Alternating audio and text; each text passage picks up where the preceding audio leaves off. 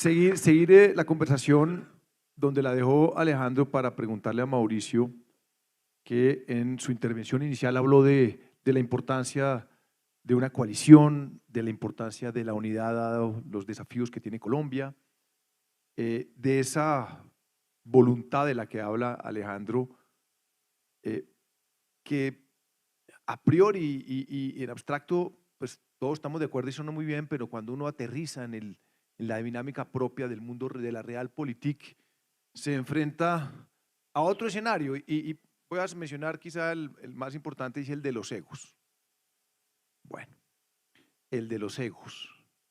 ¿Cuánto daño han hecho los egos? Y sobre todo, ¿cuánto daño en esta dinámica electoral? Entonces, mi pregunta para Mauricio es, y sobre todo en esas del pasado, ¿no? Entonces, acuérdense, el santismo y uribismo, eso pues era, ¿no? Se daba durísimo en su momento, y hoy en día se dice, bueno, pues, ¿qué posibilidades hay de que, dadas estos desafíos que tiene Colombia, se pueda lograr una unidad, Mauricio? Hay que, ¿cómo se deponer un poquito todos esos egos para construir pues una gran coalición? Sí, gracias Alejandro. Bueno, eso no va a pasar de un día para otro, eso va a ser un proceso incremental y seguramente vamos a ver más diferencias, más dispersión, más tesis antes de que podamos ver la convergencia. Pero yo quisiera llegar allá haciendo un pequeño desvío. Y es que oí con mucha atención la intervención de la senadora y me parece muy bien lo que usted destaca de los valores democráticos, del diálogo, etcétera. Pero quisiera hacer referencia a lo siguiente. Usted menciona la desigualdad, la pobreza, la exclusión en Colombia como uno de sus grandes dolores y tal vez como algo que motiva y justifica al actual gobierno. Es muy difícil realmente compararnos en cuanto a quién le duele más la desigualdad y la exclusión en este país. Yo no podría saber si me duele más a mí o a usted. Yo sé que a mí me duele muchísimo. A mí me duele mucho. Yo creo que donde uno sí se puede comparar es quién ha hecho más, quién está haciendo más por reducir esas desigualdades. Si es el discurso, si son las estridencias, si es esa polarización de lo que es el actual gobierno o si lo que hemos hecho en el pasado. Mire, ahora estamos aquí en el Country Club. Yo no soy la persona más popular en este club, vengo poco, pero seguramente cuando venga muy poca gente me va a saludar o la mitad me saluda y la otra no. ¿Por qué? Porque fui el ministro que introdujo el impuesto a los dividendos, algo que a los ricos no les gusta. Fue el ministro que declaró a Panamá como paraíso fiscal, algo que a los ricos no les gusta. Fue el ministro que hizo de la evasión de impuestos un delito, algo que a los ricos no les gusta. Y todo eso es fundamental para cerrar brechas, porque eso es progresividad. O fuimos los ministros con Alejandro y yo que decidimos, pongámosle la plata para unificar el plan de beneficios del régimen subsidiado con el régimen contributivo de salud. Eso es mucho más incluyente que cualquier cosa que se haya dicho en el discurso. Entonces, eso de apropiarse de la desigualdad y la falta de equidad en Colombia como la bandera, como que ustedes fueran los primeros que están pensando en eso, es falso. Juzguenlo por los resultados. Mire, la reducción, yo estuve 7 años en el gobierno manejando las finanzas públicas, con un presupuesto que es una fracción del actual. Perdóneme que le meta números. A mí todo el mundo me dice, no hablen números, pero le voy a meter números. El presupuesto que va a sacar este gobierno para el año entrante son 523 billones de pesos. Pongamos todo en pesos constantes, olvídense de la inflación. 523 billones de pesos el año 2025.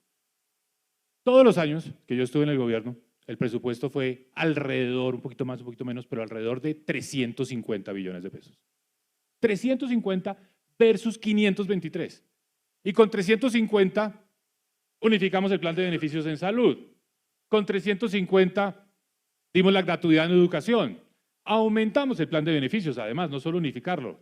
Con 350 hicimos las 4G.